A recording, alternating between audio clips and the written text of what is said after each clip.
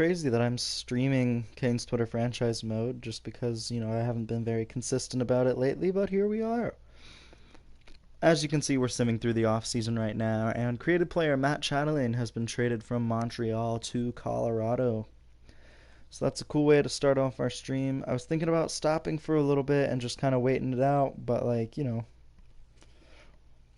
not stream?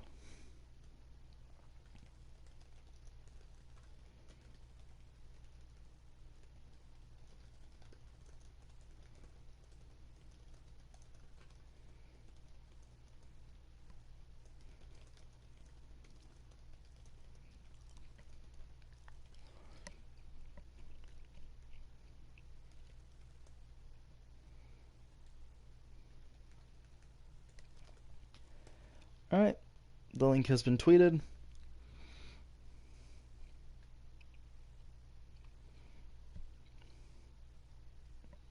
And there we go. So, Elias Lindholm traded to Ottawa. Man,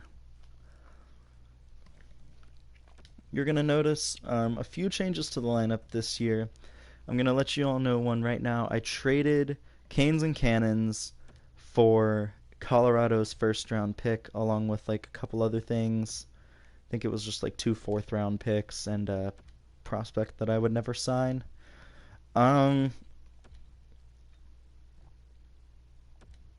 so Victor Olofsson, former Cane, traded to Ottawa. Um, I have a medium elite goalie that's 23 and 83 overall. There's a good chance that he gets to like 84, 85 overall by the time um but by the time the 2030-2031 season rolls around, and with 3 years to go in his development, there's a good chance that he could get up to an 88, which is what Canes and Cannons was. So I think it's a good trade for the future. So it might be a little bit of a rebuilding year for us. We let Josh Hosang and Ryan Suzuki go in free agency, but I think we'll be fine. Panda traded to Vegas. But yeah, so I think we'll be all right. In a second, you'll see the team as it's currently constructed. I'm excited. Bach, Aho, and Svechnikov is your first line.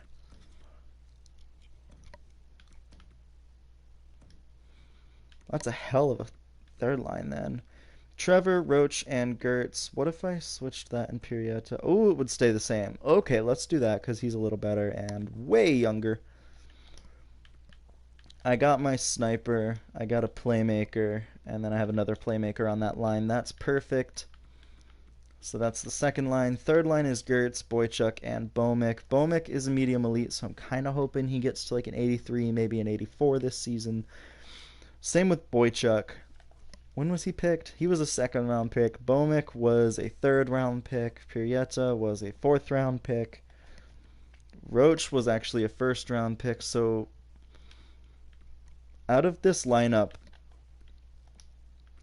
1, 2, 3, 4, 5, 6, 7, 8, 9, 10. So 10 out of our 12 forwards were drafted and developed by the Canes, which is really exciting. Defensively, it's 1, 2, 3.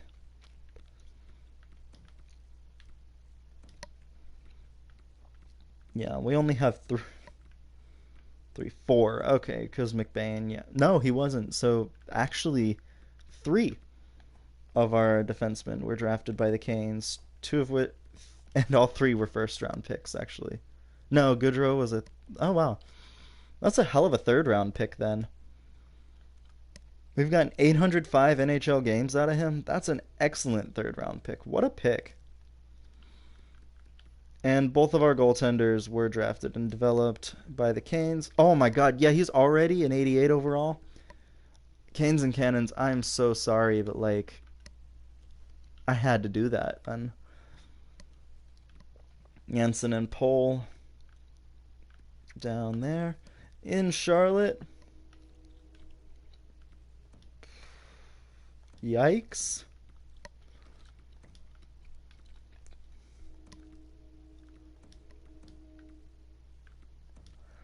So none of Charlotte's defense likes each other, apparently.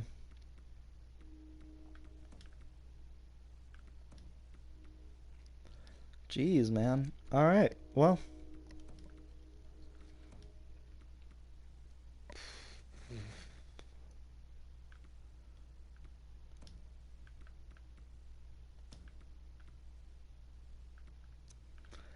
That's not good. That's not great. Charlotte might struggle this year. But so I think the NHL team is looking fine. I think we're good to just move on.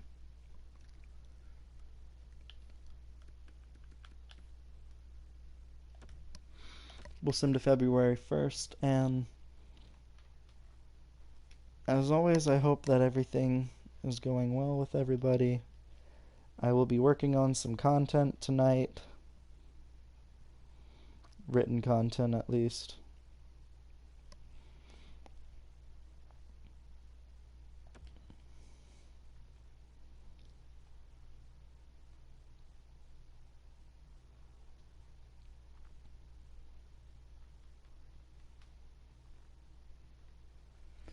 So, it looks like the team is doing well.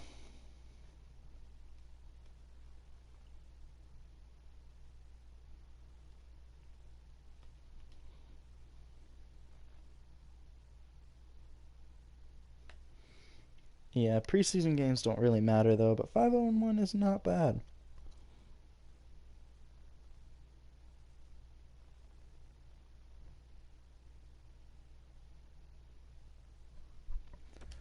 And there we go.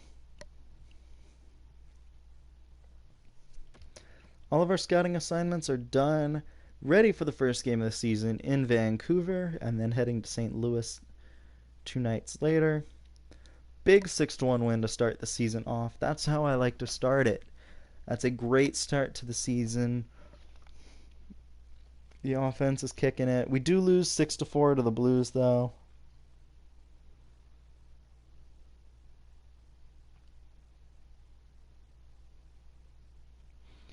And there's another loss to the Coyotes, but a 5-2 win against the Bruins the next night is nice.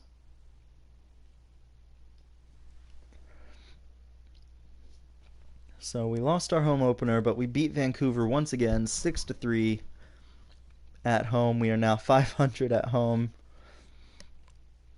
And let's get another win against Tampa. That's good. All right. New draft rankings. So high franchise. This is one of the best players we've seen in a long time. Hugo Fichot with a Teemu Selanne comparison. Temu, I don't know. But either way, Magic Hands, Pro Release, and Skating. He is obviously NHL ready. And a right wing sniper. I would love to pick this player. I am hoping that Colorado sucks this year. That way we have a chance at the lottery. But you know what? We'll figure out a way to get him. I don't know. We do have Svechnikov. Massive win against the Flyers, though. Hanifin is out with a concussion. So that will require some changes.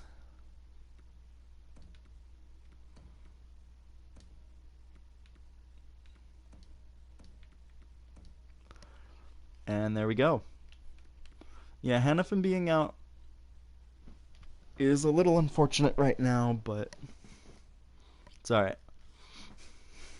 Yeah, that was a 9-2 win against the Flyers. My goodness. And we did get shut out by the Blues. Hanifin is back, though, so the Canes don't need to fret.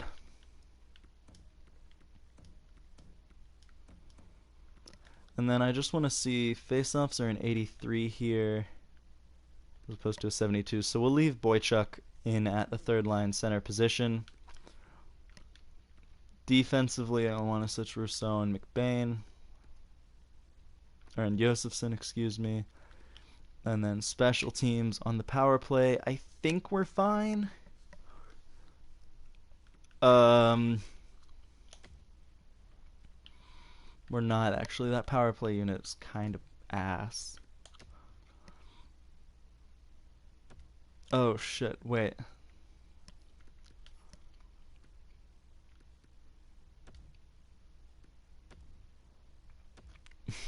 I'm a mess. I'm sorry. I want Pietza to be in the lineup there.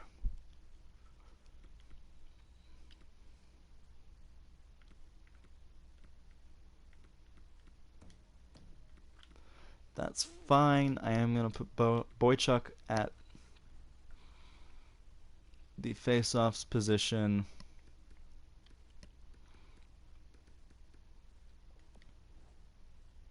And I think we're all right.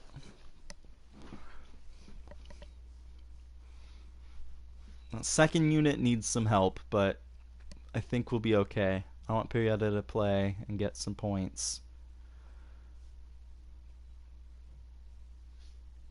2 first-round picks for Sam Girard, LOL.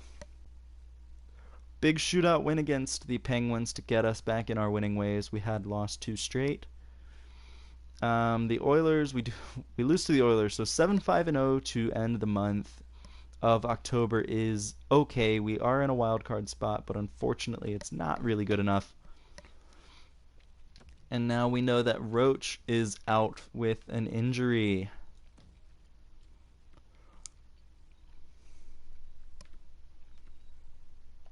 So that hurts our team. We lose our second line center, and this is where our scoring depth really comes into play here.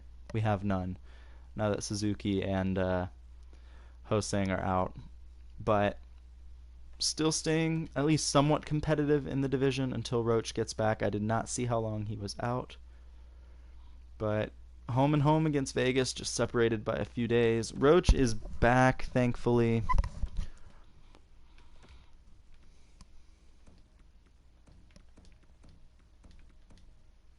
So the Canes need to get some work done here against the Golden Knights.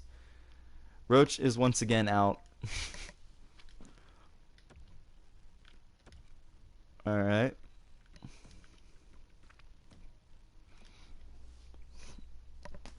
I don't know, man. We won against Vegas, which is good. Can we beat Nashville too? Nashville traded. Oh no, we cannot. 10-1 loss. Oof. So yeah. OT loss against Tampa. Jeez. Alright. We beat Philly, but Philly is behind us in the division, as are the Penguins. Buffalo's having a hell of a season, but can't tell what that game's going to be. It's a 2-0 shutout loss. Roach should be back. It's a day early, which is a little bit of a concern, but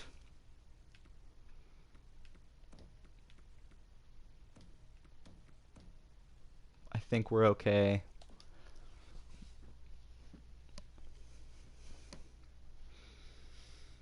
Playing against Montreal. Yeah, once again, they want to give us Girard. I'm going to say no. Big OT win against Montreal. And now Roach is back fully healthy. OT loss against the Capitals unfortunately keeps us behind them. That would have been a great opportunity to get some points back. Another OT loss. Here I am just hoping that this is a slow start. I mean, yeah. Winning against the Bruins is nice, but we need more wins, and we need wins against Metropolitan teams because the Metropolitan Division is so close this year. Seems like the whole Eastern Conference is really good this year, so we'll have to keep an eye on that and on ourselves as the team goes along. Big win against Columbus. That was necessary. We should be getting some draft rankings soon, too. Yep. Like I said. So obviously we know that there's the high franchise excuse me, high franchise player. Right now, only one of our picks is not a playoff, or is a playoff pick, and it's Colorado's. Two gems in this draft. One is a low top 4D. The other is a center, a playmaking center, possibly with low elite potential, but it's a little too early to tell. Garon out with a pulled groin. Yikes.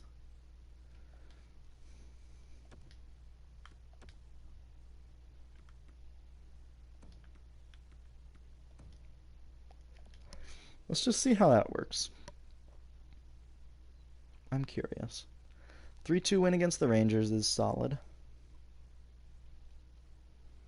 And then a win against the Canadiens. Okay. Back up into a playoff spot. Garon is back. Didn't see if we won against Minnesota.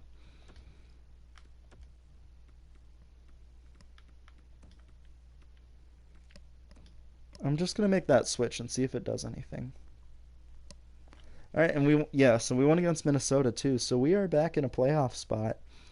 It's close. I mean, like, we lose one game and we're out pretty much, but, like, you know, it's encouraging. Big win streak going on here, at least at 5 games. I don't remember. Now it's at least at 6. And then against Calgary, let's make it 7 with a 1-0 shutout win over the Flames. All right. So here come the Hurricanes. Our last 4 wins have been against Western Conference teams, but that's fine. Make it 8 wins with that win against the Senators.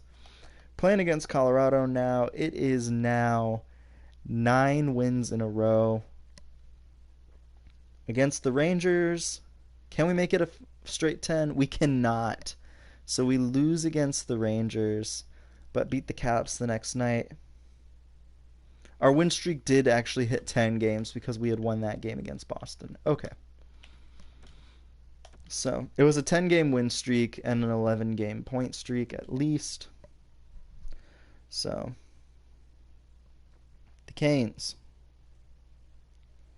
have really just stormed their way into a playoff spot in this division. We now have a much more comfortable lead over the 3rd and 4th teams in the division here. Holland out with an injured leg. This isn't too much of a big deal just because he is only on the 4th line, I think. So we'll put Jansen there, and then on the power play, I'm putting Pirjeta.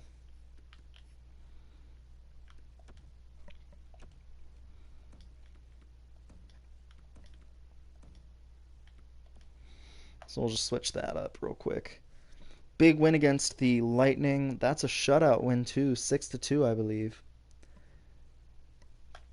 And Holland is already back.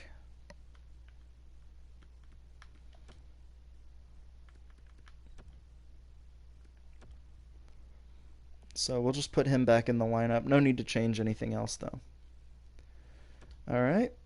Big win against the Islanders as well, and then against Colorado as well. Boom. So we've beaten Colorado in both of our games this season. We have denied them 4 points on our quest to have won, or the first overall pick this year. Don't think it'll happen because Colorado does look like a playoff team, but hey, a guy can dream, you know? That's kind of the risk, though. Like, we traded them a number 1 goaltender. And, you know, that's obviously going to help the team out. But, you know, what can I do? There's some big wins after a loss. We'll make it 3 in a row there with that win over Winnipeg. Going up against Philadelphia. Currently sitting in a wild card spot. We lose, but we have a 1-point lead over the Devils for first in the division right now. And right after that loss to the Flyers, we win against the Blackhawks. So we're quickly coming up on the All-Star break. The Islanders get Jet Wu. So the Islanders getting a little better on defense there. 7-1 loss against the Panthers. That's a bit of a yikes, but luckily the Canes are still doing well. Last game before the break against Toronto in Toronto. And I think the Canes lost. So, heading into the All-Star break on a bit of a slump, but it's alright.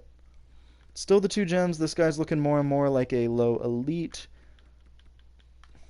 playing for a Zlin in the Extraliga.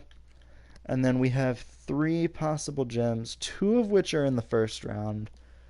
So that's gonna makes the first round a little bit of a minefield, huh?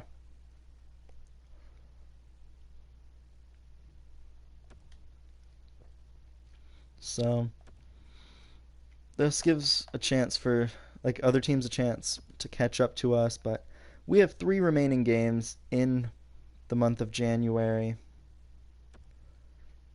We lost to Minnesota to put our losing streak at 3, but we did beat the Capitals the next night, and we beat the Panthers 7-4. So the Canes have a huge lead, or not a huge lead, but a good record. I'm feeling confident to sim to the last game of the season here, which is against the Islanders. I feel all right now, and I can't always say that about this team. I don't know about our Stanley Cup chances, but we'll have to figure it out. Versus Calgary, another win, so that pushes our win streak to 4 games now. And we start off a decent sized homestand here, 5 games, winning the first 3, so we've already won over 50% of the points on this homestand, which is what you want. All right, there we go. 5-game win streak here. Nope, 6. I lied. Sorry, can't count. But we've won 4 of 5 on the homestand. Like I said, it was a 6-game win streak heading into the game against Columbus. We do lose in the shootout, but we win the next night against Chicago. So the Canes, even when they lost that game, they still got a point. So I'm feeling better about our chances. Bit of a minor trade. Nick Merkley and Emil Viro traded to Anaheim, excuse me. Home and home against Ottawa. Canes taking the first game, and then the next game they win that as well. 4-2 and 6-1 are your final scores in those games. Not a created player, just a randomly generated Kessler traded to Philadelphia. It's a pretty big trade, actually. Adam Ginning on waivers. He's 78 overall. Doesn't help me out, but he would have been good, like injury depth, but I didn't really think that I needed it because I have another good defenseman on the Canes roster right now. Big 9-5 win over the Sabres. That pushes our win streak once again up to 4 games. Make it 5 with that win against Toronto too. So heading into the All-Star, or not the All-Star break, the trade deadline, I am very confident. Vegas with a huge trade acquiring Mitch Marner and older Morgan Riley, trying to get him another shot at another Stanley Cup. So Vegas making some pretty big splashes here. Jacob Slavin is now a Buffalo Sabre. That is a heartbreaker right there. The former Canes captain traded to Buffalo. Game against Columbus, though. Denis Gurianov, wow, traded from Dallas to Anaheim. That's a big deal.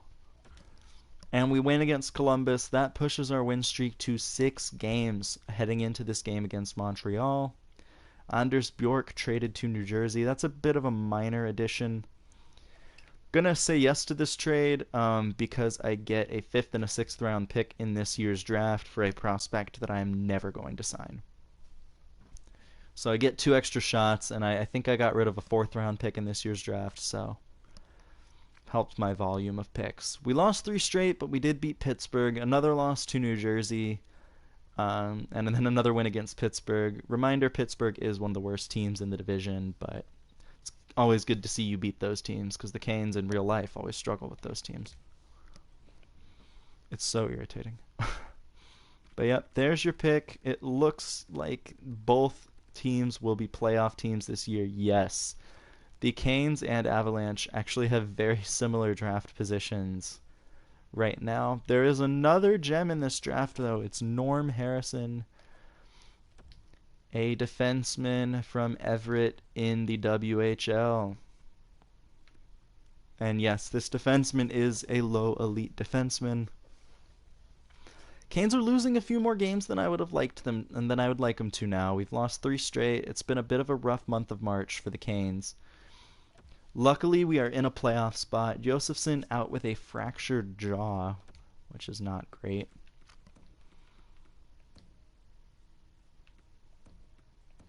And I like that Böhmick is up to an 83 overall now.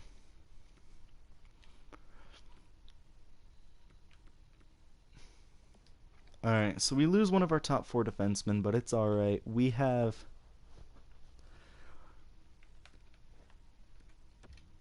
in a playoff spot already. I'm going to wait to bring Josefsson back into the lineup because I don't want him getting hurt early on, and then I don't want to risk losing him to injury, like for a playoff game. So the Canes, last game of the season against the New York Islanders. Here we go. No score in the first period. Second period, Canes get a goal thanks to Trevor. Third period, Canes lose and may not finish first in the division. Okay, they do because the Blue Jackets lost, so the Canes clinch the division title this year. The Panthers win the President's Trophy. Or not the President's Trophy. They win the East, and then the Predators win the President's Trophy. Aho finishing his season with 91 points. And he is well into his 30s by this point. I think he's like 32. 33 and regressing a little bit. So he was our team's leader in points, so I'm going to keep him there. But we'll go with the best lines in this game. What's Böhmick's faceoffs at? 75. What's Roach? 83. So I want Roach taking faceoffs here. I want him to be better. Special teams. I think I know why the special teams was so bad. It's because Prieto wasn't playing.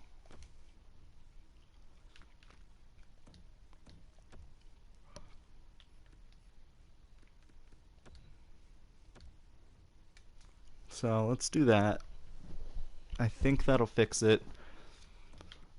And I want Boychuk taking the faceoffs because his faceoffs are in 83. So that's that heading into the playoffs. The Canes are going to take on the New York Rangers in this series. The Rangers weren't much worse than the Canes. They finished 8 points behind the Canes. And so no score after 1 or 2. Third period, Rangers win. Necas and Bermanis getting goals along with Tony DeAngelo. And Böhmick out with an MCL sprain. That's unfortunate.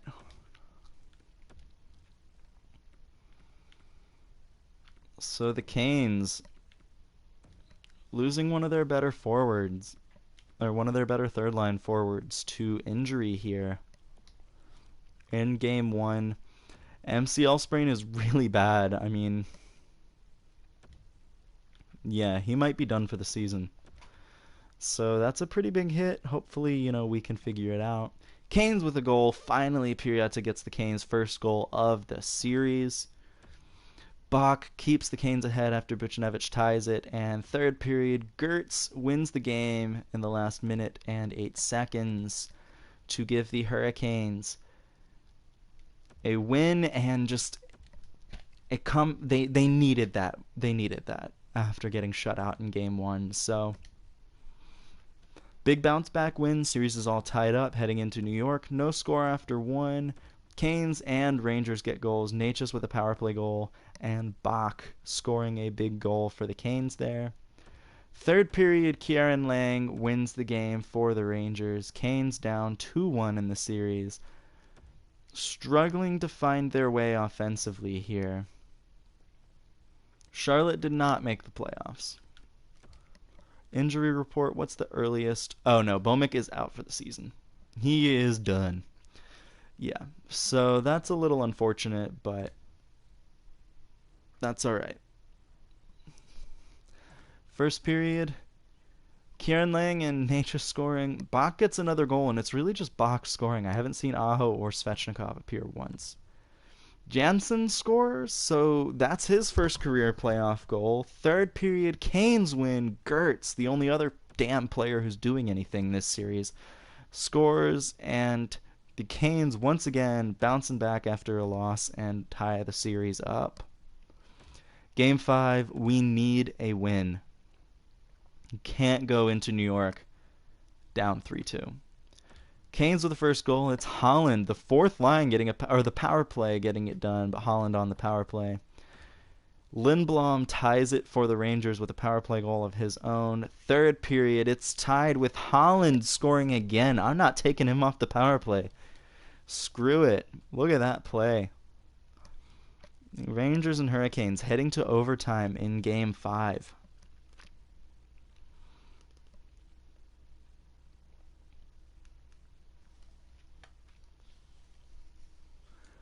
Yep, that's exciting. I mean, I'd prefer the Canes to have won in regulation, but it's fine. Holland with 2 goals in this game is really surprising, but it's Aho versus Necas on the face-offs. Hanifin, it's like a who's who of former Canes for draft picks. Necas with the puck kind of gets bumped off of it by Hanifin, but he gets the pass across. Fox has it now. Kieran Lang with the puck. Capo Caco. What a play by Noah Hanifin to take over that puck. Canes coming out 3-on-2. Svechnikov turned it over to Capo Caco. Adam Fox with it. Svech had the turnover, but Capo Caco with a nice play to bump him off the puck. Caco finding Nino. What a shot. Rangers win Game 5. Ugh. That one leaves a sour taste in your mouth, huh?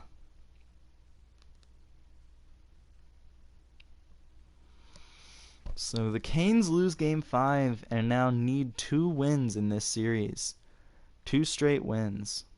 Harry Boychuk, 4 assists in 5 games, having a decent series.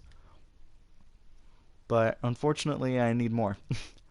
First period, Trevor with his first, Persson with, I believe, his first, and Pirietta with another goal. Second period, here come the Canes. Holland with another 2 goals in this game, and Gertz getting a goal. Canes win, Boychuk and Jansen scoring, so multiple players with multiple goal games. Holland with 4 points, Pirietta with 3, Boychuk with 3. The Carolina Hurricanes with a resounding 8-3 win. Robinson Holland coming out of nowhere this series. He's like the Warren Fogle of the Washington series.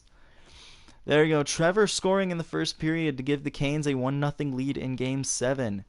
Canes are losing after 2, though. Aho with his first of the playoffs. Second period, Canes lose. Or third period, Bach scores to tie it, but unfortunately the Canes fall. If Bhowmik was in this series, the Canes might have won. Like the overtime loss and like the 1-goal games, it may have made a difference, but I don't think it would have been enough to push the needle that much further. It just shows me that the Canes need scoring depth. And yeah.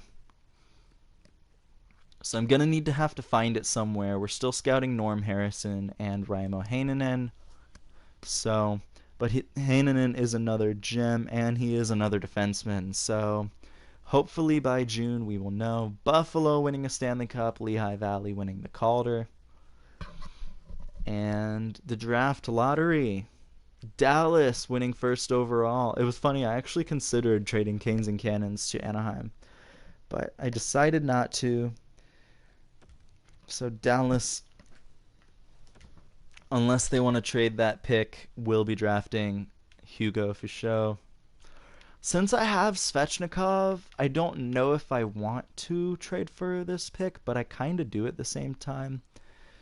We have another gem in Ilya Yakupov here, but we don't really know anything about a lot of the gems in this draft. So it's a little concerning, but I think we'll be okay. Seems like a good draft, though. Retired players, there might actually be a few former Canes on this list here, so we will actually entertain this one. Okay, maybe not. Maybe I lied. Vincent Trocheck was a Cane for a brief moment in this game. He's played for quite a few teams over the course of his career. Most notably with the Carolina Hurricanes, where he was just outstanding, and yeah. I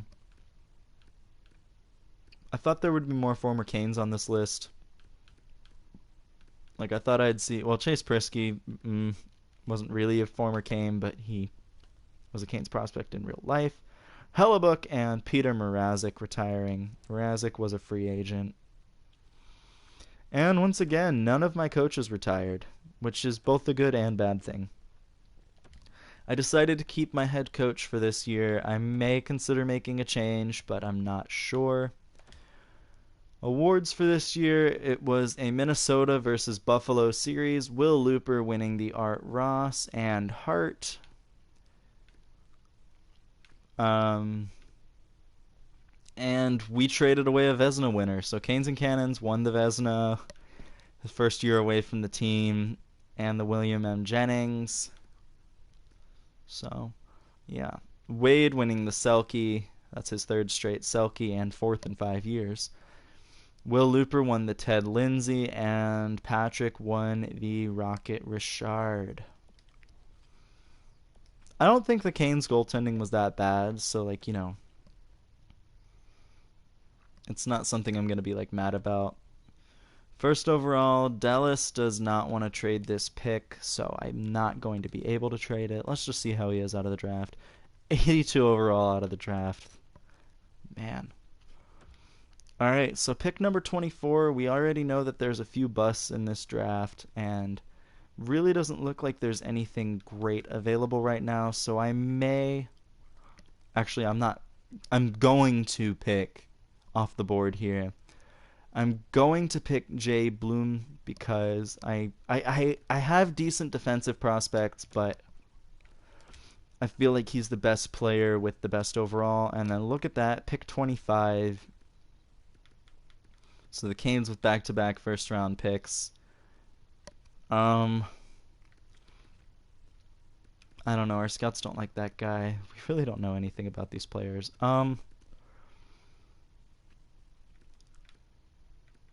Jeez.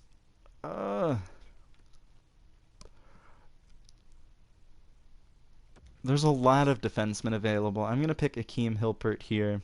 A medium top 6 forward, a center that's a playmaker. I think that's the best I could have hoped for here. So we're going to 56th overall. Again, a lot of defensemen in this draft, but I don't really want it. We're going to go with Tyler Dredger here. Yes, he is 19. Joe Thornton comparisons, though, and the fact that he is 19 might actually mean that a medium top 6 forward could have slipped. He did, and he's 66 overall, which is really good for a 19-year-old, so that's an excellent pick for the Canes. You'll just need one more year of development before he's ready for the AHL. Uriel Jenkins here, another defenseman. I have picked a lot of defensemen in this draft. I've only picked the one, haven't I? Well, we'll pick another. Low top 4D potential. Yeah, I've only picked 2 defensemen. One was a defensive defenseman, and this one is a two-way defenseman. Moving on to the 5th round now. So this is one of the picks that we acquired in a trade. And so I'm actually going to try and get a good player here. Jakob Churin, I have a lot of picks here, but he does seem to be the player with the best potential. There's also a low top 6 forward that I could consider, and Matthias Ab. Matthias, yeah, Ab, which is kind of funny, but I think I'm going to pick Jakob Churin here. Another playmaking center, but it just never hurts to have him. 68 overall. He is 19, but that's a fantastic pick for the Canes here. Moving on just a little bit further at 149. And once again, you get the Carolina Hurricanes picking up where they left off in the draft. I do want to see if there are any gems that maybe we could still snag. There's one, and it's Raimo Heinonen, another defenseman. Let's pick him up. 46 overall. Oof. But he is a low elite, so there is a chance that he improves. But yeah, that's a bit of a stretch there. That is not great. Derek Goldman will be our pick here, I think. Low elite, 50 overall isn't great either, but again, when you have the opportunity to pick a low elite player, you'd always take it because you just never know how good they're going to be. And with the Canes, I've had some success with my low elite prospects, and some of them even turn into medium elite players, so it works out. Matthias Ab, I'm gonna pick now just because his name is fun. Low top six forward isn't terrible. 59 overall is not great, but you can work with that. And if he grows, then you have a decent pick on your hands. I have yet to pick a goalie. I'm going to go with Pasi Tulola here just because he is 19. Medium starter potential. 49 overall is pretty bad, but you know what? That's good potential. It's a decent pick overall. Probably one of the better picks in the 7th round, and the Canes walk away with an excellent draft. Probably one of our better drafts overall. I have the opportunity to try and look for a new head coach, and I think I'm going to do it. Klassen wants to be a head coach, actually. Now, what's his team fit?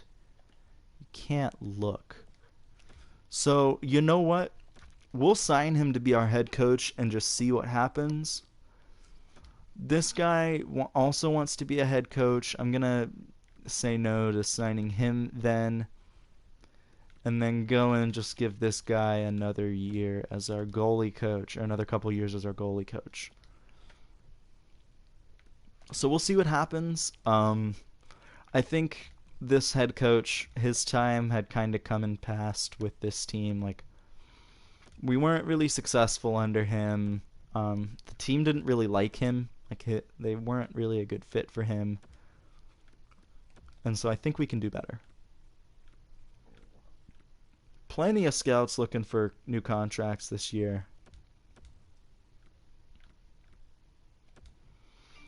I think I can do better in the Q. Actually, I know I can do better in the QMJHL. Don't think I can do better in the Extraliga. And that's it for scouts. So I have to hire one scout. And that's it. So we'll take a look at the future of the team here. The unsigned prospects. We have Nold here. Tobias Nold, a left wing, 71 overall. I think I'm going to let him chill because I don't know what's going on in Charlotte, and I don't want to sign him and then have him just not play. Other than that, Frazee will probably sign, and I'll probably sign Anderson. Other than that, though, maybe Atkinson too, but that's probably about it from this draft class. Still not bad. Biggest free agents this year: Sebastian Aho, Jake Bean, and Noah Hanifin. Aho is definitely getting a contract. Don't know if I want to give him all of 3 years, so we'll give him 2, see where he's at. Jake Bean has been consistently decent for us, but I only want to give him 1 year because I really don't want him to regress and then everything to fall down on top of us. Hanifin, did he not like any coaches? So he doesn't like any of our coaches, unfortunately. I'm going to let him go and then see where we're at. Pieta is definitely getting qualified and then signed, obviously. Bomick, I've been very happy with this guy. I think last year was his rookie year. Yeah, 39 points in his rookie year. He's another playmaker, so he's not a scorer. So I probably need to inject a little bit of that into my lineup this season. But we'll give him a new contract. Courtnall here, I mean, 77 overall. He's close to being able to come into the NHL and produce. Hordachuk, why not sign him? What pick was he? He was a 4th round pick, so there's some value there. And I think that could work out. I'm not going to qualify Hagos or Vasilyev, and I'm just going to qualify Artukin here to make way because I know I have a lot of centers. Holland did fine last year, as did Janssen in a depth scoring role. Samsonov has kind of peaked. Plus, I have Bales here as a guy who could step into the lineup. Yeah, other than that, though, I don't think I have any real reason to sign any of those guys. Right wingers, Persson, how well did he do last year? 17 points. He is 23 with a low elite potential. He grew a little bit. We'll qualify him and offer him a decent contract. Nothing too crazy, but we'll figure it out. Vahalati, I'm so sorry, but it just didn't work out between the team and us. Yeah, he didn't grow, unfortunately. So he was kind of a bust of a 2nd round pick, but that's how it be sometimes. Josefsson, I mean, I see no reason to not sign him. He does want a lot of term. So we'll give him 2 years and just offer him more money. He's a solid defenseman, like a solid bottom 2 pairing kind of guy. We'll qualify Nicholas, and then I'm actually going to say goodbye to Stepniak here so I can sign Gargiulo, who I believe was a 2nd round pick, and then Parks, who may have been a 1st round pick. No, both were 2nd round picks. 2029, 46th overall, and then 38th overall. So I picked 2 solid defensemen in that draft, so that's good. Goaltending, Glebov, obviously going to re-sign him. He's one of my better goalies. But before I do, I'm going to qualify him just in case he says no to me. Which would be rude, but, I understand him wanting to make his money, but, make it with the Canes, man. So I'm going to qualify Thoreau here and then sign Teratukin just because I don't really have any better goalies right now. Yeah, it's kind of it, and then we don't know how good Tulola will be. So, yeah. Alright, so my associate coach has accepted his head coach position, and my AHL goalie coach has also accepted. Everybody should accept.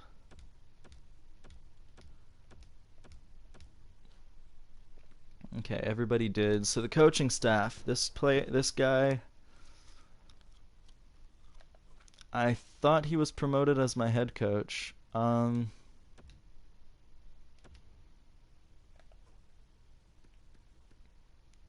Ooh, he does not fit the team. Okay.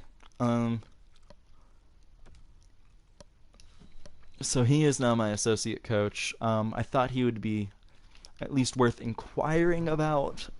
But no, he's not good. He's not a good fit for the team. So we'll go ahead and sim to free agency. We might see a couple prospects accept their qualifying offers, but I doubt it. And obviously we didn't re-sign our assistant coach. So gonna need to make a few changes. One, I'm gonna need to hire a new NHL head coach. I have a decent budget. This guy, if he has a great team fit, close. Nope. Nope. Nope. Jeez. Okay.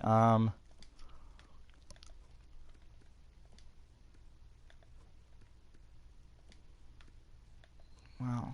Nobody fits this team, man.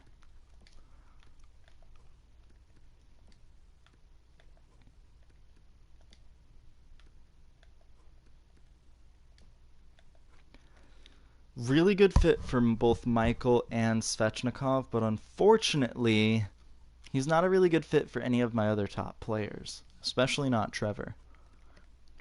Burns, same deal. Now, no. So it seems like the guys with like the 53% scheme fit are the guys that, I mean, he fits Bach and Michael really well, along with Gertz. He doesn't fit Roach and Marcel. It's really bad for Trevor.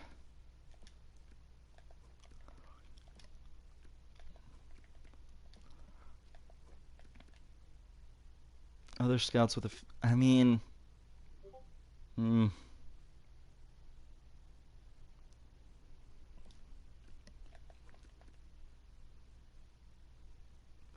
See, even though his team fit is only 49%, he's got a good fit for all of my. He's got like a decent fit for all my players. So I think this is the guy I want, actually.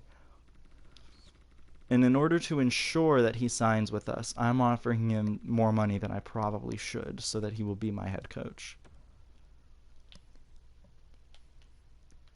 And then I need an assistant coach, one with good teaching, and I found one right here, Nolan Sweat. Scouts, I just needed a QMJHL scout this year. I know that. Looks like I can't do any better than this scout, which I already had. So that's fine. I mean, he's my secondary QMJHL scout, so it's not like a huge deal, but, you know, I would have preferred to improve. Team management. So here's what I need to do. I have 1, 2, 3, 4 centers, possibly 5. 1, 2, 3. Okay, the 5th center will just go there. 1, 2, 3, 4. Fine. Defense 1, 2, 3, 4, 5. 5. He'll be the 5th. I'll just dump McBain for like a 3rd. Yeah, well, McBain kind of sucks. Don't know if you guys know that. And then I need to sign a defenseman who fits my team's scheme, which I don't know if there is one. Sweeney, I need a top defenseman. He fits only on power play line 2. I may swing back around though. Provorov would be a great fit for 1 year.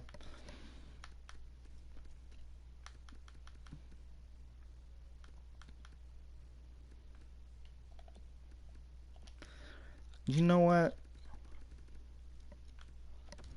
I'm going to go with Sweeney here because I don't have a legit offensive defenseman. I don't. And so I need one, and that's the best I can do. There's also Saranimo, who is a franchise left winger. Who has he spent his career with? Edmonton, and then he didn't want to sign at Edmonton after a pretty solid career with them. Interesting.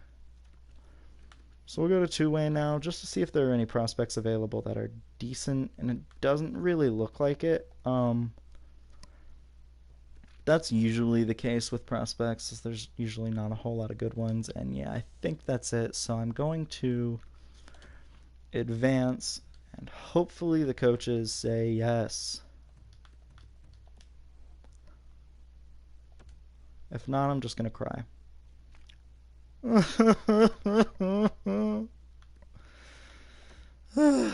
Okay, well. Dang it.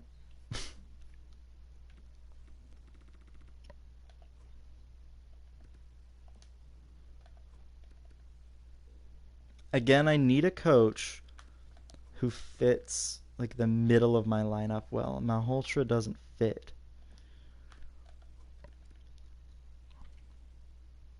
He fits Bach, Michael, and Gertz well, but doesn't fit Trevor or Svetch, and that's a problem.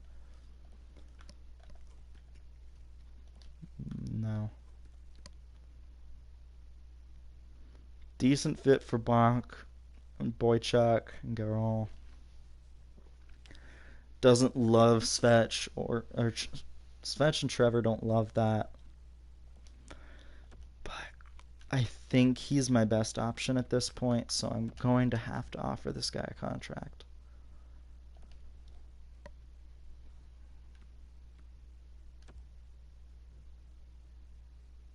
All right, the assistant coach has accepted, as did the scout.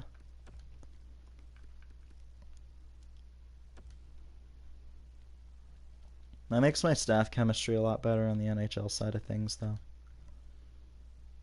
Ottawa gets Harry and Cranky, who has since unfollowed me on Twitter. And I got my head coach.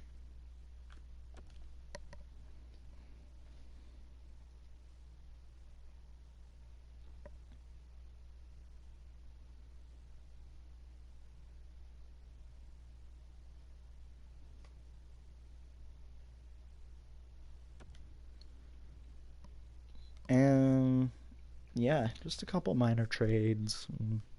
I mean, that was a fairly big one, but like, it doesn't really matter. And these are just all my prospects accepting their qualifying offers. I shouldn't have any offer sheets this year. Holland was the only one that... Oh, Pirietta didn't want to sign. Washington has offered me a massive deal for him, but I gotta match him. Okay.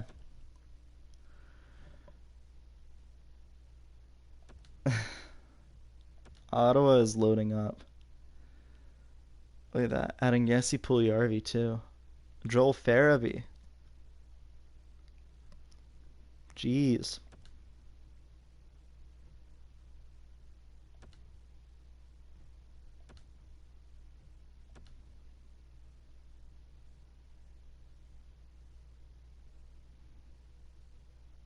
Man. Alright, now that everything has calmed down, it should be time for the 2031-2032 season. It is. Okay, the lines. They're actually not terrible. Bach, Aho, Svechnikov, Pirietta, Roach, and Bach, Garon, Boychuk, and Gertz, Holland, Bomick, and Persson. I actually want Bomick up in the lineup because he's a medium elite, so he has the potential in the next 2 years to take over Aho as my number one center. So I definitely want him to produce. Garon, Persson, and Holland. I think that's the same fourth line I had last year. Defensively, we have Sweeney and Michael Goodrill, Jake Bean and Josephson and Russo and Moses. A 5th round pick by the Canes, making his way to the NHL this year. Huge story. Yeah, I'm really happy for that, actually. So, yeah. The defense is better than it was last year, I think. Goaltending, Glebov and Jacobs. So Glebov has actually taken the Canes' starting role. Kavanagh and Tuominen as our scratched players. I know Holland had a good year, but I'm actually going to put Kavanagh into the lineup. I know he's a grinder, but I don't have a good center. And you know what? He's 23, medium top 9 forward potential. There's, something there. On the back end in Charlotte, we have so much going on here.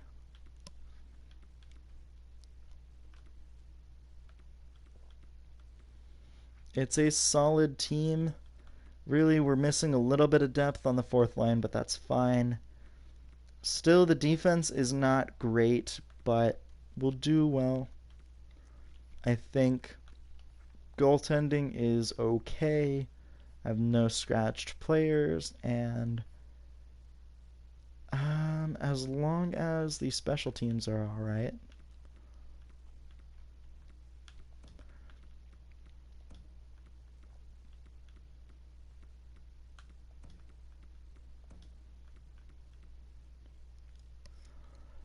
Yeah, I think we're good. Prieto still isn't in the power play lineup, which is really irritating. That actually makes the second power play unit really good. So let's stick with that.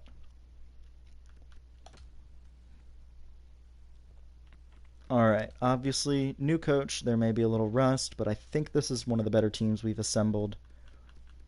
Still looking for our second Stanley Cup and second championship overall. Jeremy Bracco already traded early on in the year. For whatever reason, they assume, like the AI assumes that we want to trade Jacobs. That's not it.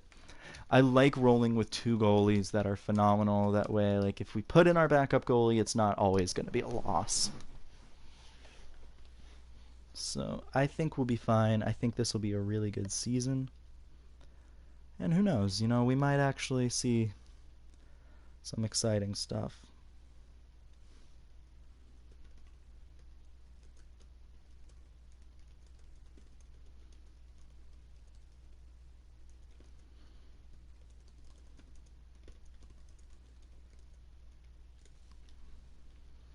So, preseason has pretty much gone by. The Canes are once again doing well.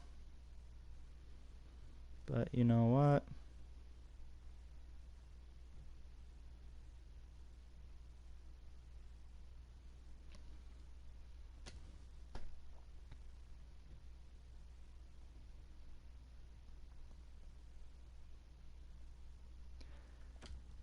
There's no reason to assign the scouts. Here's the first actual game that our first regular season game under the new coach. It's a 5-1 win.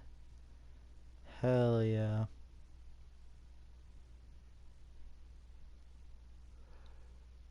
Three nothing. Okay, starting off the season strong with 3 wins. A back-to-back on the road is not easy to do, and you win both of those games. That's huge for the Canes, including one shutout win. Arizona already firing their head coach. Huge. Excuse me. Big loss against the Flames, though, to start a 3-game homestand. And another one, so let's just try and get at least one win out of this. I guess we can only get one win. And we lose, so yeah. We actually lose both of those games. So the Canes have lost 4 straight after winning the first 3 games. In those 4 games, the Canes have only scored 3 goals. So, yikes. Hood is projected to go first overall right now. I'm not sure if that's actually going to happen.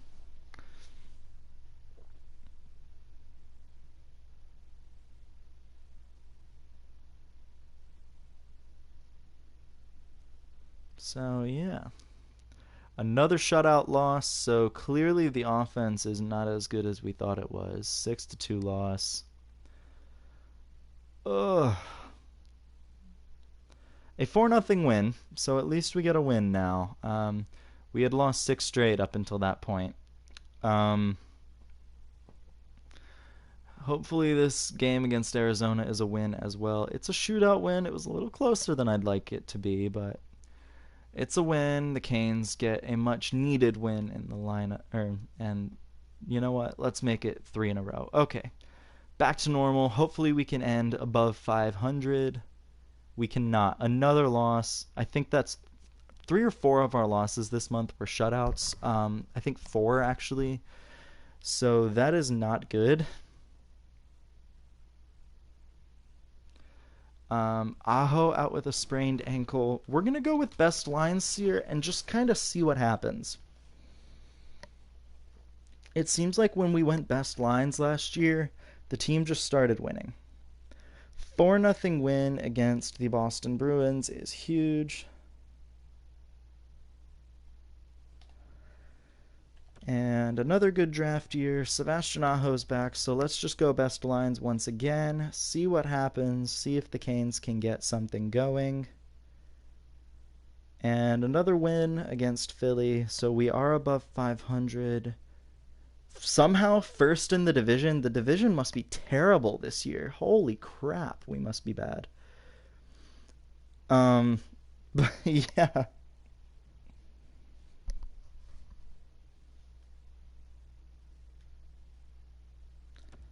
So Interesting. Big win against the Caps.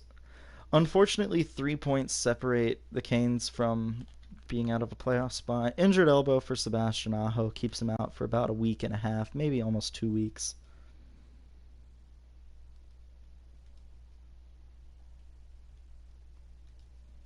So, back-to-back losses here threaten the Canes with exiting a playoff spot, but a big win against the Caps kind of pushes us back into that consideration.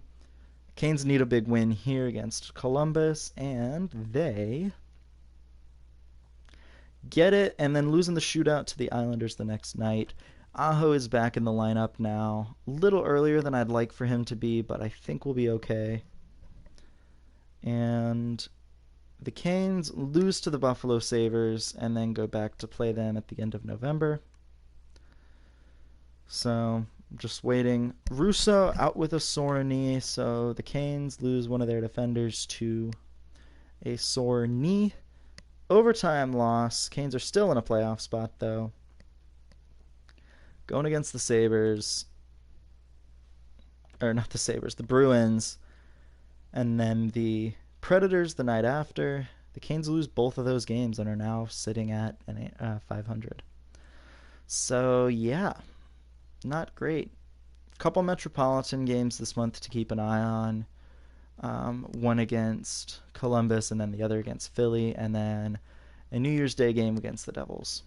So still don't know anything about Hood. We allegedly think that Josh Street is better, but you never know.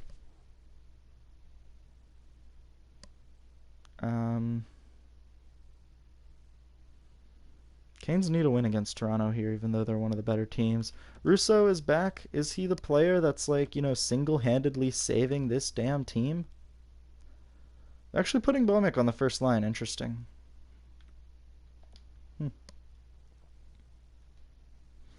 Playing against Toronto, one of the better teams, and it's actually a win for the Canes. Look at that. Guerin out with an injured knee, so that hurts the team a little bit. Aho regressed a little bit, so that's unfortunate. But we get another shootout win. The Metropolitan Division sucks this year. Guerin is back. So it's just a really bad year for the Metro as a whole, which is fine. It just kind of means that we'll need to try a little harder. I may actually have to make a trade, but I don't know. Aho getting hurt again, so it definitely looks like his durability has taken a bit of a hit as he has regressed and gotten older. Canes with a 7-6 shootout win, though, against the Ducks. Aho is back in the lineup after that win against the Golden Knights. All of a sudden, we're on a 5-game winning streak. And actually starting to, put wins together? Crazy. It's not as back and forth. What? 6 wins in a row with that win against the Panthers. Can we make it 7 against Columbus? We can. Canes win against Columbus to make it 7 wins in a row. This is just the type of win streak that we needed. Make it 8 wins. Yeah, it's really the type of win streak that we needed because we were just kind of struggling to find an identity. Speaking of which, 9 wins. And I think the team has just kind of found a way to make it work. Our 9-game winning streak does end against the Minnesota Wild, last year's runner-ups in the Stanley Cup Final. So we ended the new year on a loss, but we start 2032 with a 1-0 shutout win over the New Jersey Devils, and then lose the next game against Winnipeg. Okay. 3-game West Coast road trip, though, playing against LA and Anaheim. Lost to LA, so 2 straight losses, and then against Anaheim.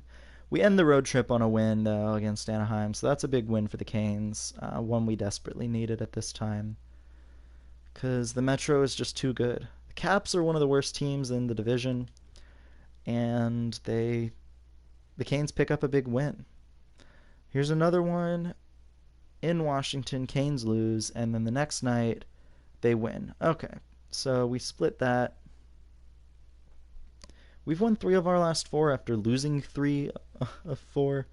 Pirietta out with a concussion. He's out until the game against Columbus, so he only misses a couple games, thankfully. But still not great. We lose one of our top forwards and probably one of our biggest offensive contributors to the lineup. Last game before the break, we're heading into the break on a 3-game losing streak. The Canes still hold on to first in the division, but barely, and we're giving teams a chance to catch up. We've been scouting this Hood guy for the entire season, bro. And Sawyer Pageau is our first gem in this draft. More than likely a low elite. I could see him being a medium elite, but low elite in the second round's not really that great. In the second round, you want like a medium top 6 because that's more of a guaranteed thing. Players with like low potentials are more boom or bust. But Pirietta is back in the lineup and will, take his spot on the second line. Trevor, decent season. Bomick with a pretty good season. Spatch with a decent season. Seems like Boychuk isn't really a good fit for that line. So we'll see if Aho can improve that line's performance. Can we break the losing streak? Huberdeau traded Toronto. I had no idea he was still in the game. We cannot. So we've lost 4 straight. We shut out the Penguins to break a 4-game losing streak. And yeah, here we are at February 1st. I'm going to sim to March 1st. I still don't feel confident in this team's playoff chances. Hopefully the month of February changes my mind, but yeah, as of right now, I'm still a little iffy. Big win against Detroit. Okay. You got to beat Arizona. One of the worst teams in the league. Okay, we do. 6-3. All right, the top 3 teams in the division have 60 points. The 4th team has 58, so that's stressful. Lost to Montreal, so actually no, that's a lie. Sorry. 56. I just can't read. So, playing against the Rangers and there's a win. So you need to beat Metropolitan Division teams. You really need to beat any team at this point. Toronto adding some players yet again. Going for a Stanley Cup this year. A shootout loss isn't ideal, but it's a point, I guess. There's a win against a Western Conference team. You got to beat the Western Conference teams just in case. Playing against Ottawa here. Very even in terms of record, and we lose. So, yikes. The Devils are a team we need to beat because I think they're close to us in the standings.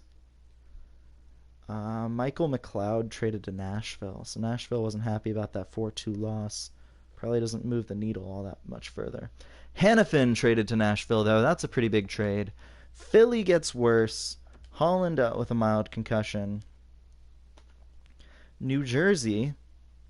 We lose to New Jersey in the shootout, so we get a point in that game, which is actually pretty big, but Atu Ratti traded to Minnesota. That's a massive trade. He's 92 overall.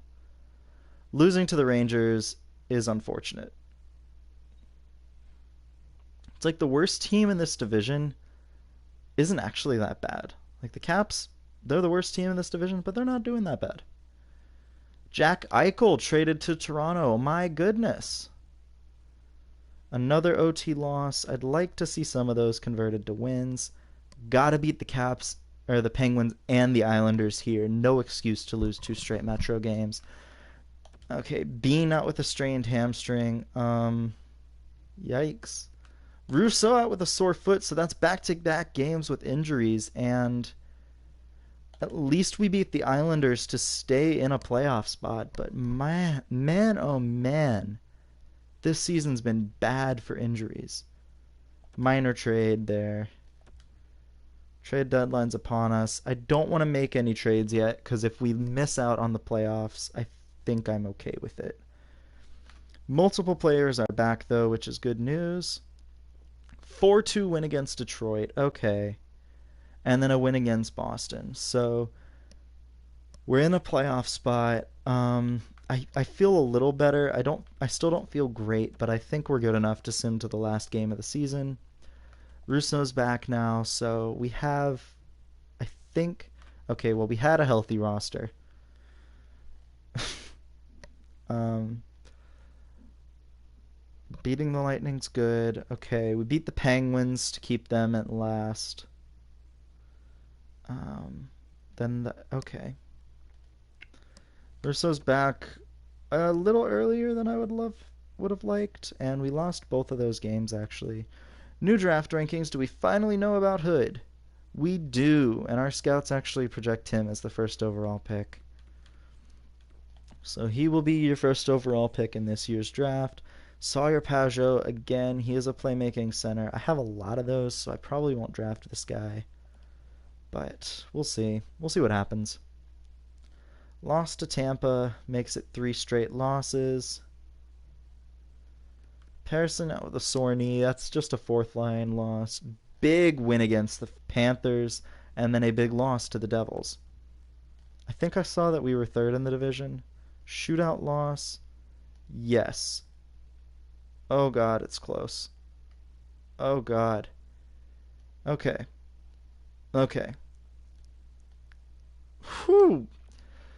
We are barely a playoff team in this division. So we have clinched a playoff spot with 91 points. Trevor leading the way with 79 points. Finally getting his opportunity to shine this season. We're just kind of playing for keeps here. Garon with the goal for the Canes. It's tied.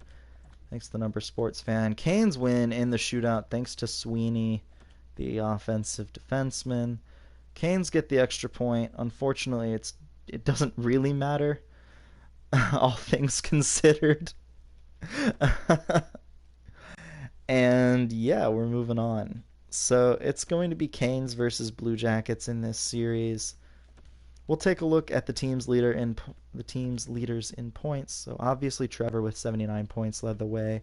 Svetch had a solid season. Aho is 34 and had a pretty solid year actually. 64 points. He is very close to being a Hall of Famer in my book. I think that's enough points to get it done, but he may need excuse me, another season, but we'll see. In the playoffs, 95 points in 114 games. I mean, I don't think you can do much better than that in the playoffs. Definitely a playoff performer. 1 Stanley Cup to his name. Let's go ahead and make it to Canes and Blue Jackets. First round of the playoffs.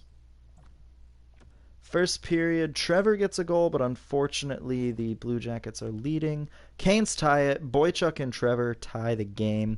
Third period, tie game. Trevor with a hat trick. And yeah, so the Canes have the advantage in every position. The Lions just don't have a lot of chemistry, and so next season I may actually try and find another coach. One with more chemistry, or at least one that the team likes a little bit more. Because I think that would help the team's success.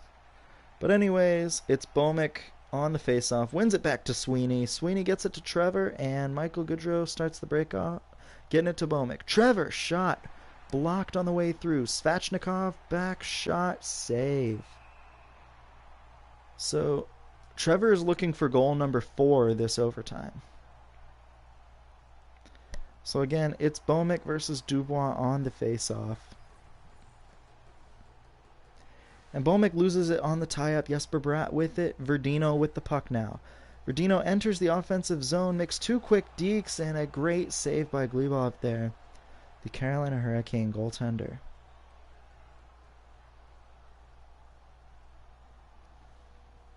Sticking with the same lines. No sense in changing them up just yet. And so there's a face-off win. Svechnikov gets it on the tie-up, gets it up to Trevor, number 69. Dumps the puck into the offensive zone. Bomick picks it up. Trevor, shot, kick, save by Ryan Ellis. Great stop there. Trevor looking for goal number 4. He's had the Canes' probably best chances here. Sweeney got it to Trevor, and Bomick is going to initiate a breakout. 1-on-3 here. Sweeney, shot, blocked. The pass was blocked. Bell with the puck on his stick, gets it to It's Me, Bell. LaRue Back to Bell. Bhowmick covering him tight. Gets around though. Shot. Save, another stop. What a save by Glebov on the rebound. Bach with the puck. Bhowmick's been on the ice for a long ass time. LaRue, turn it over. Pieta shot. Save Ryan Ellis. Bean with it. Turn it over to Hodges, but Bach gets it back to Jake Bean. Bounce pass to Pieta. Gets it in deep. Shot. Turnaround save Ryan Ellis. Couple great chances by the Canes' second line there. But we're going to take a look at Glebov's saves here. Shot, save, and another one in front. What a stop from Glebov. Both goalies putting on a show here as the third lines come out for each team. Roach wins it back. Bean with a shot. Tip, scores! Fred Roach wins it for Carolina, who take game one. Off the face-off, this happens instantaneously. Roach wins it back, so it's going to be Roach's goal from Bean and Josefsson, the two defenders. Bean just takes a slap shot, and we're going to zoom in here. No way Ryan Ellis sees this puck. And an excellent tip off the stick. Let's see, does it hit the top of his stick? It hits the top of his stick and goes down right under the glove of Ryan Ellis. Canes win game one. What a game. Obviously, Trevor with 3 goals in that game is going to be one of the difference makers, but Fred Roach had a heck of an overtime. Really just the Canes had a lot of the chances. So a great game one victory here. Heading into game 2 at Nationwide Arena. Taking game 1 on the road, though, huge. Let's see if we can take both games on the road. First period, Bhowmick and Aho get their first goals of the playoffs, I believe. No change in the score in the second period. Third period, Canes win thanks to Jake Bean, so he has been a factor in both game-winning goals, scoring the game winner in game 2 and assisting on the game winner in game 1. Trevor with 2 assists in that game, and Charlotte is a playoff team this year. So a much better showing for the Checkers this year. Game 3, Verdino scores for the Blue Jackets first. Canes come back with 3 goals in the second, though, thanks to Michael, Svechnikov, and Bach. I believe that's all 3 of their first goals of the playoffs. Third period tie game. Gambrell and Nordstrom tie the game. And we're heading to overtime once again. So game 3 at home. Canes with an overtime win could take a 3-0 series lead.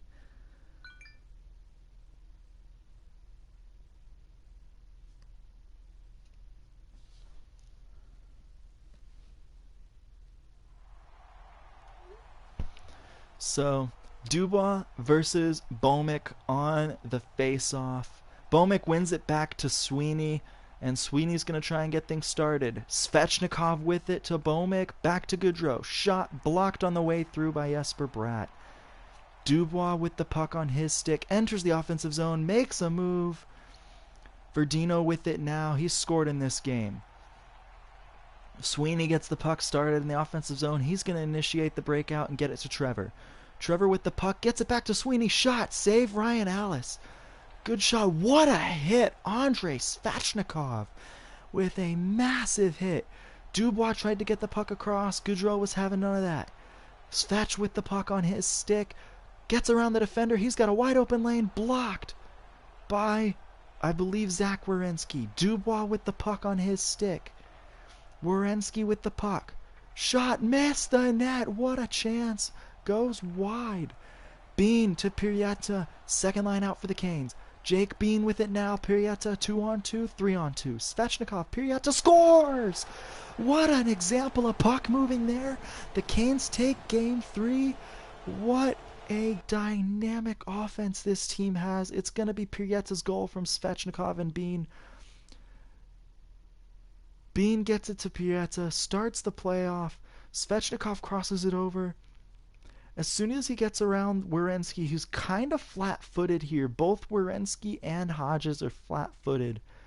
He's going to get it to Prieta, and again, Ryan Ellis can't do anything to stop that puck. So that's a skilled goal. The goal in game 1 was a bit more of a greasy goal. That's just a pure puck moving goal. Just a great example of skill from this team. Canes win in overtime. And we have a 3-0 series lead in round 1. Trevor once again with an assist in that game, showing why he's deserved to be on the first line all this time. I guess the coach just hasn't been listening, but that's none of my business. Game 4, Leroux and Dubois score in the first period. Second period, Prieta and Sweeney score for the Canes. They need 2 goals to tie it. Third period, Wyman scores again. Canes lose, so heading back to Nationwide Arena in Columbus for Game 5. Trevor did not have a point in that game, but 6 skaters could have had a point in that game for the Canes, so cool. First period, Game 5, Michael Goodrow gets us started. It's Me gets a goal, so both creative players getting things done in the first period. Columbus takes the lead thanks to Jesper Bratt, and third period, Jesper Bratt scores again. Canes lose and have lost 2 straight. Columbus was not happy about losing those first 3 games. Trevor, bud, we need you to get it going here. Come on. First period, Bach with a goal, so it's good to see him getting in the score sheet here. Second period, It's Me scores a power play goal. Third period, Trevor ties it early on in the third, heading to overtime in Game 6. I didn't hit CPU. There we go. Okay.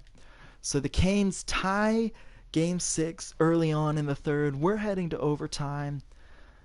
This is a huge moment in the series.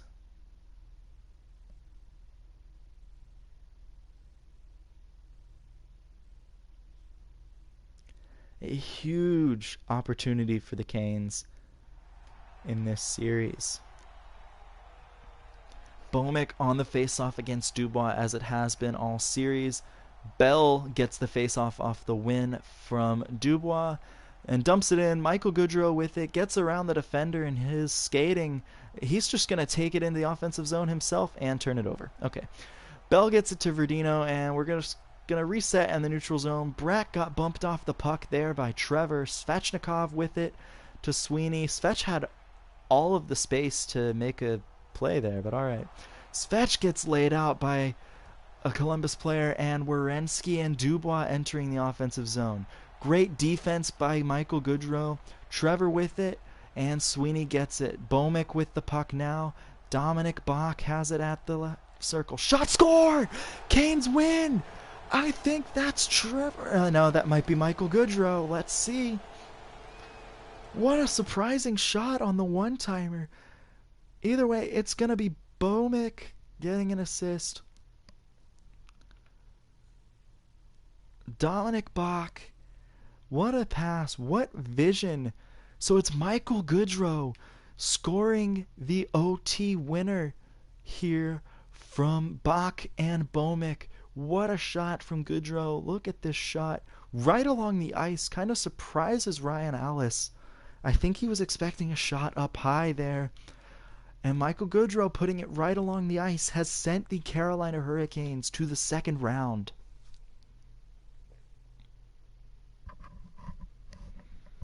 What a pass from Bach. On the backhand, no-look pass, and a great one-timer there. Gives the Canes the series win. Charlotte advances and will face Bridgeport in the second round. They always face Bridgeport, man. I don't know what it is. All right, it's going to be Canes versus Devils. Charlotte lost in Game 1 of their series. Good to see Niittymaki scoring, though, because he is one of my better prospects. Game 1 against the Devils. Big opportunity here. Moen scores for the Devils in the first period. Canes tie it thanks to Boychuk. Third period, no score. We're moving to overtime. New Jersey has a hell of an offense and really good defense, but unfortunately their goaltending's a little sus. So they might be missing their starting goalie, which is a big advantage for the Canes in this series, but may not actually make that much of a difference with how good New Jersey's defense and offense are.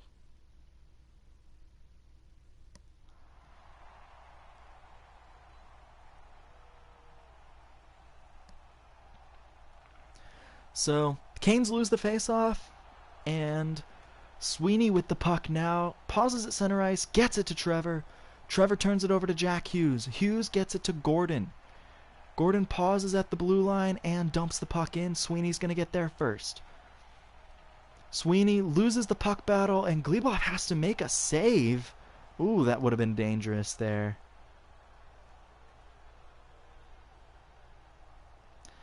Yeah, it would have been a dangerous play there.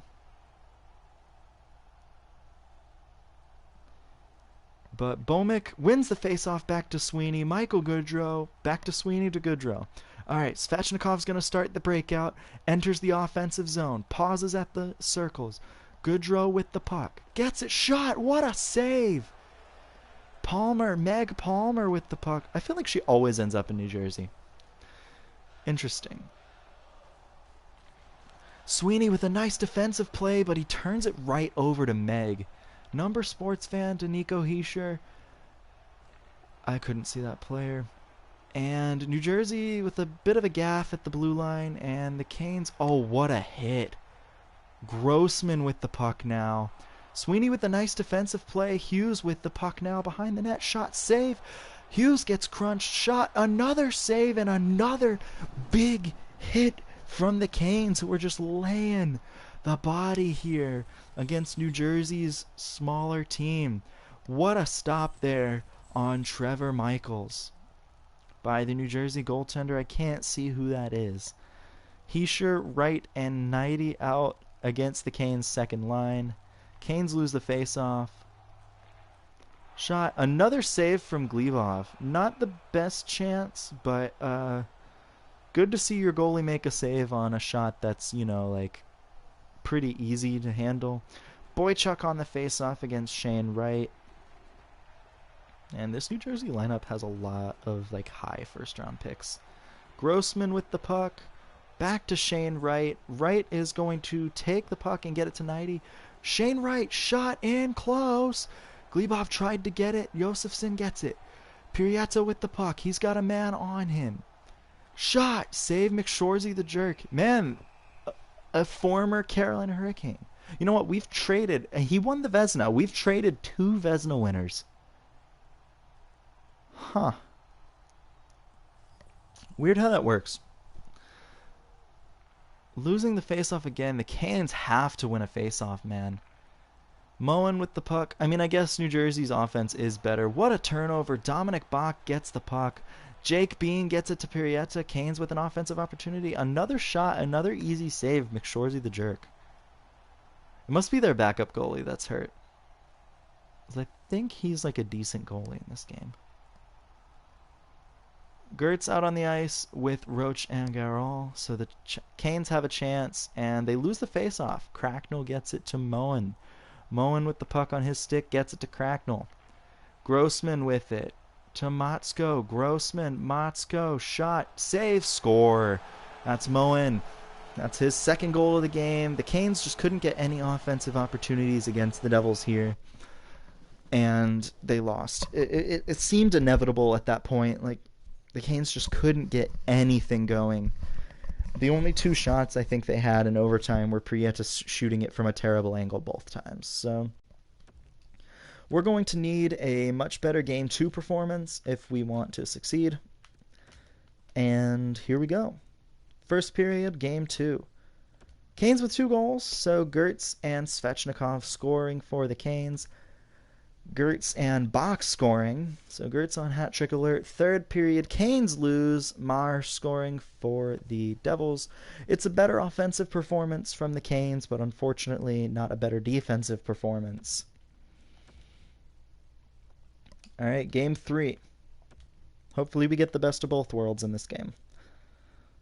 First period, Canes losing. Gordon and Peltier with the goals.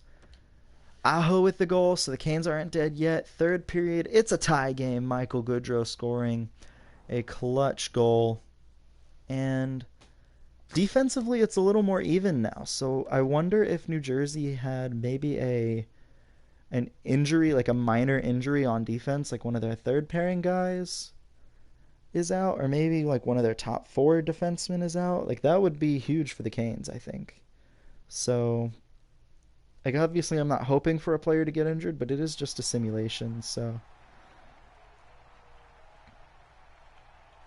Bomick versus Hughes, losing the faceoff. Brant Clark with the puck now to Meg Palmer. So yes, there was an injury, and I believe it's number sports fan.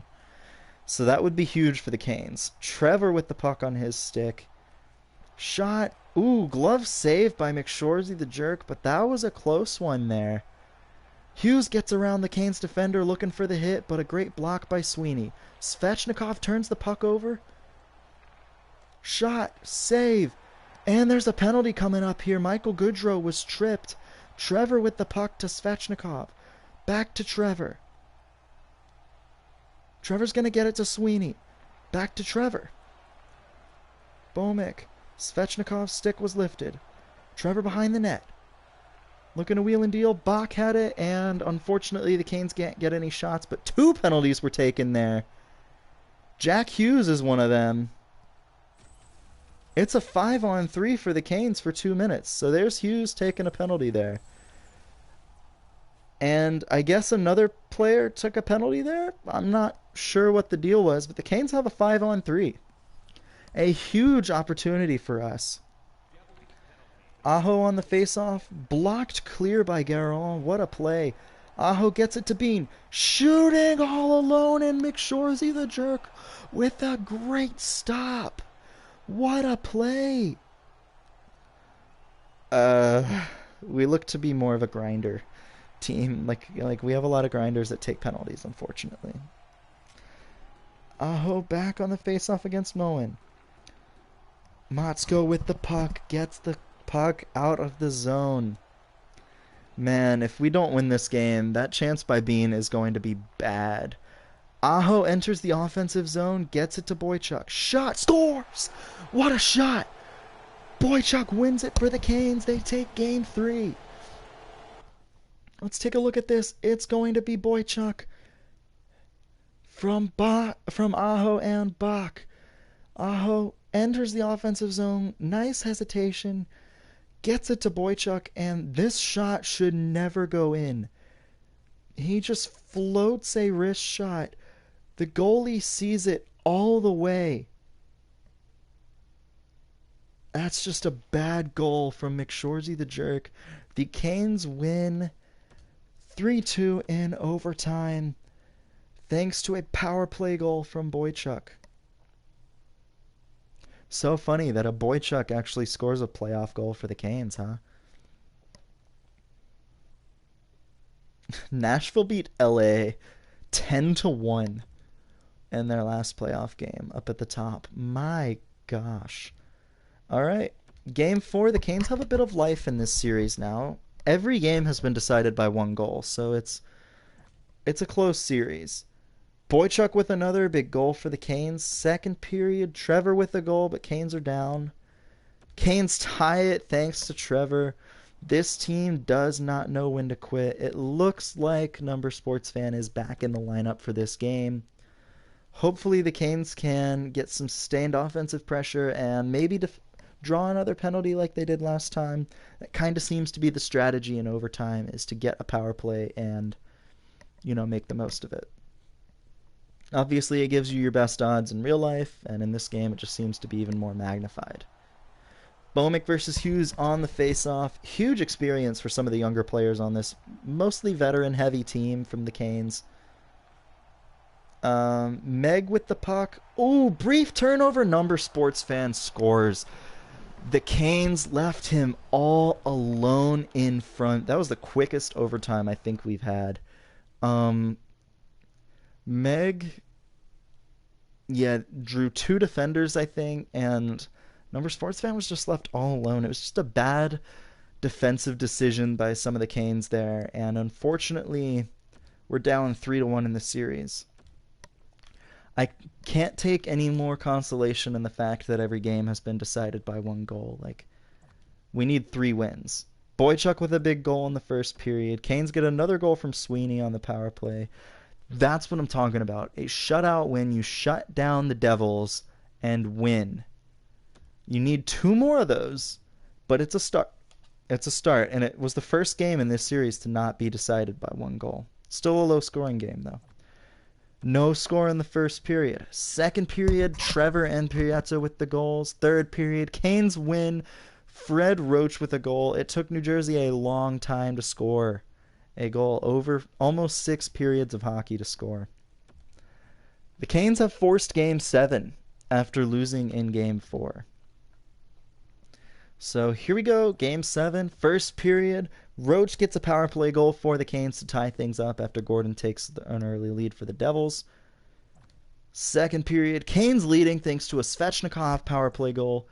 Third period, it's a tie game. Sweeney got a short-handed goal, but it's a tie game. OT heading into Game 7.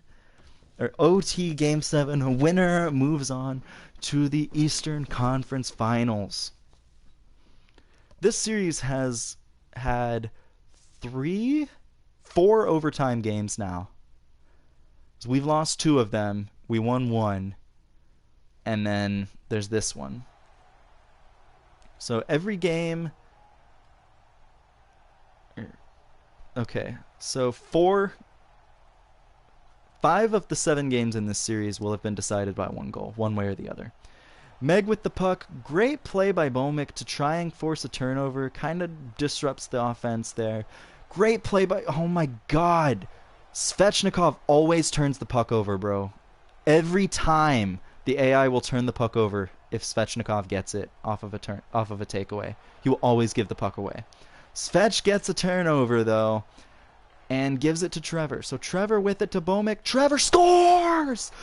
Canes win! Game 7! And are moving on to the Eastern Conference Finals. What a play! Canes win! After some chances at the other end. The Hurricanes start. Bomick. That was boarding. Sweeney boards the shit out of 90 there. And Svechnikov gets it. Svech is going to carry the puck up the ice into the offensive zone to get it to Trevor. Trevor to Bomick. So it's going to be Trevor from Bomick and Svechnikov. Bomick to Trevor. And look at this. McShorzy the jerk has it, and he's moving the other way, and Trevor actually shoots the puck where... Oh no, he does shoot the puck on the other side. It just hits the post. Does it hit McShorzy the jerk? Does it hit him? What does it hit?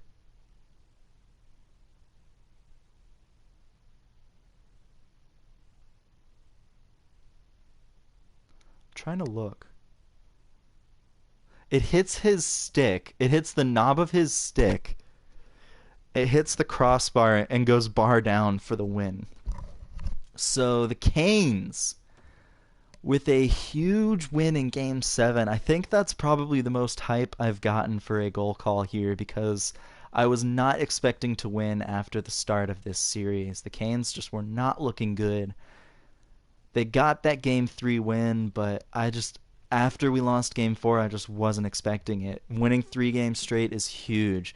Revenge series against Toronto. It looks like Charlotte will not be advancing. They did not. Bridgeport always beats the Checkers. Always. So Canes and Maple Leafs. No score after 1. For second period, Huberdeau gets a goal for Toronto. And there's a goal from another Matthews playing for Toronto. Canes lose Game 1 and get shut out. Toronto in this game loaded up at the deadline in this season, so it's going to be a tough series for the Canes. First period, Canes get a goal thanks to Persson, so the fourth line getting it done. Tie game in the second period thanks to Leschyshyn, and third period, Canes lose. Silfverberg getting a power play goal. Canes lose.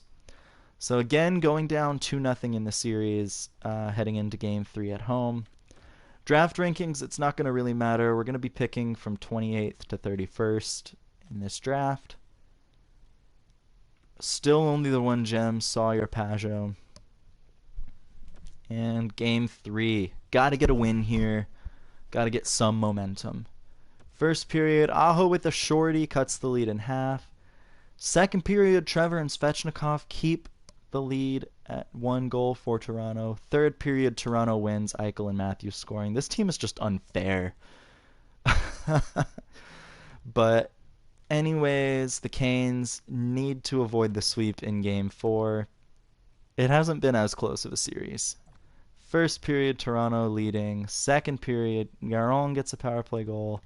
Canes get swept in the conference final. We at least, made it to the conference final, but yeah, a tough season for the Canes. Just to end like that. Nashville at least beat Toronto in the Stanley Cup final, so that's good for us. Vegas wins the lottery, getting the pick from Edmonton, which is kind of funny. Newest draft rankings, and these are the final draft rankings. So Vegas is going to get Hood, the power forward right winger. And there's another gem in this draft, a low elite center who's more than likely a power forward, Brendan Packard. I may actually pick him. I'm not sure, though, because he is 20. But power forwards typically have decent shooting stats, and so, I'd improve my team's goal scoring. Retired players, the Canes might actually have a player on this list. Doesn't look like it. Any former Canes, though? Elias Lindholm and Jeff Skinner retiring. Teuvo Teravainen as well. It's kind of a who's who of former Canes here. Josh Hosang was a former Cane in this. Jacob Slavin, former Canes captain, won a Stanley Cup with the Canes. Yeah, that looks to be about it. We'll take a look at if Nashville lost any players. Nashville lost Darnell Nurse and Hayden Fleury, so congrats to Fleury. Possibly? No, he did not win a Stanley Cup. Never mind. And then looks like a prospect. Yeah, just a prospect. But either way, I'm going to have to hire a new goalie coach for the Checkers. That's actually fine because I haven't had to hire a goalie coach for a long time. Awards, and then we'll do the draft and check the future of the team, and then I'm going to make myself some dinner. The awards for this year, if I can hit the right buttons. So Vegas won the President's Trophy. It was a Nashville versus Toronto series. Intern Maddie won the Hart. Corey won the Norris. Ryan Suzuki won the Lady Byng, so another former Cane. Glebov won the Vezina, so the Canes have a Vezina winner. And the William M. Jennings. He and Jacobs obviously split that. Wade winning his 4th straight Selke. Intern Maddie winning the Ted Lindsay this year. And Will winning the Rocket Richard. Big year for created players. We're starting to near... I'd say we're definitely in the back half of it for sure, but I don't actually know. Oh, Vegas wants to trade the first overall pick. Interesting. Pick 28, I'm not going to trade for the first overall pick this year. I thought about it for like a split second and was like, eh. So, there's a few players. There's this Bedrick Kurai player. There's Pageau, obviously, but he is a playmaker. Kurai, I know he's low elite, but he is a power forward, and honestly, I think that just getting a player with a better shooting stat, his shooting's at 4 stars, that's what we need. I need goal scoring on my roster, and right now I don't have that, so that's a big addition. Medium elite goaltender in the draft, I mean, I know my goaltending is set, but like, he's clearly the best pick available. Going on to pick 75. I don't remember where I got this 3rd round pick from. I think I traded somebody for it.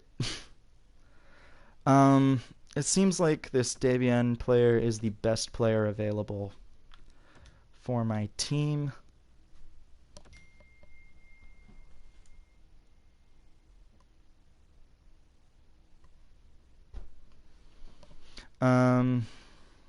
Another goalie, a couple defensemen. I haven't picked an offensive defenseman in a while.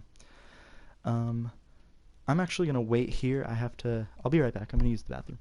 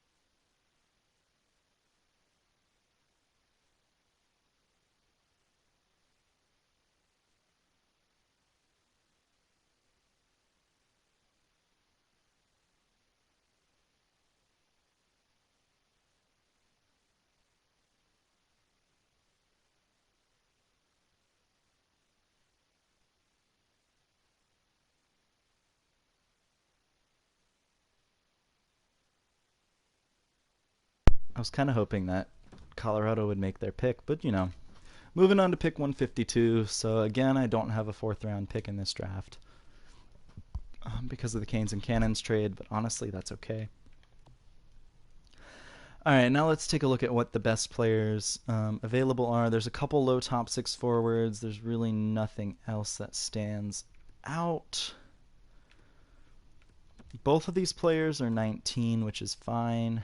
57 overall is okay.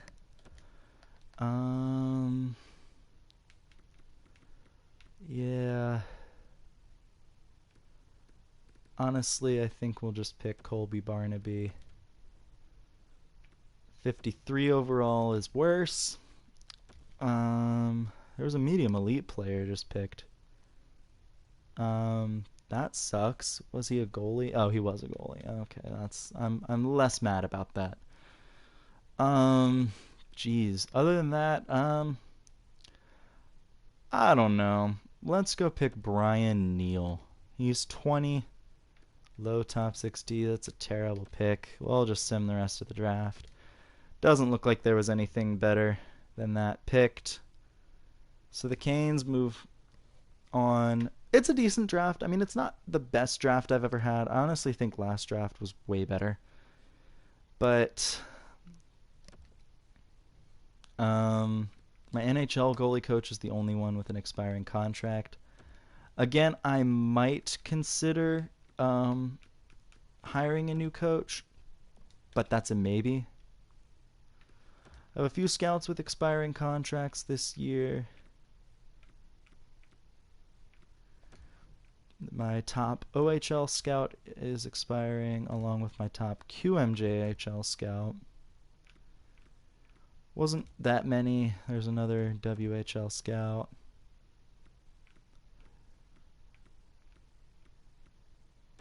Yeah, just a few like a few scouts, and then I'm obviously gonna try and do better in the queue. And if I can't, then we're fine. Just remember to remind me for next time. Trevor is a free agent. He'll get a new contract. Unsigned prospects. Churin here? What the hell? Remember when this guy was a 5th round pick and I was like, I don't know if I should pick him. He's 78 overall now. That is a whole ass NHL ready player. Cool. Dredger, yeah. What a draft. Jenkins, Uriel Jenkins here. And then I'm going to sign Bloom next year. He was one of my first round picks. And Hilpert, my other first round pick. Both of those players will earn contracts. I don't know about Ab, but I don't know. But what a draft. What a draft. Let's just take a look at like some of the prospects I have. Anderson is going to sign. Noel, I'm going to bookmark him and sign him. What kind of player is he? He's a two-way forward. Really good shooting, though, which is encouraging. Right wingers, I have no prospects signing. Defensively, I've got Frazee and Atkinson. Both ready to sign. Goaltending, nothing. Like, man, I'm set. All right. I hope you all have a great night, and I'll see you all maybe tomorrow night, maybe not.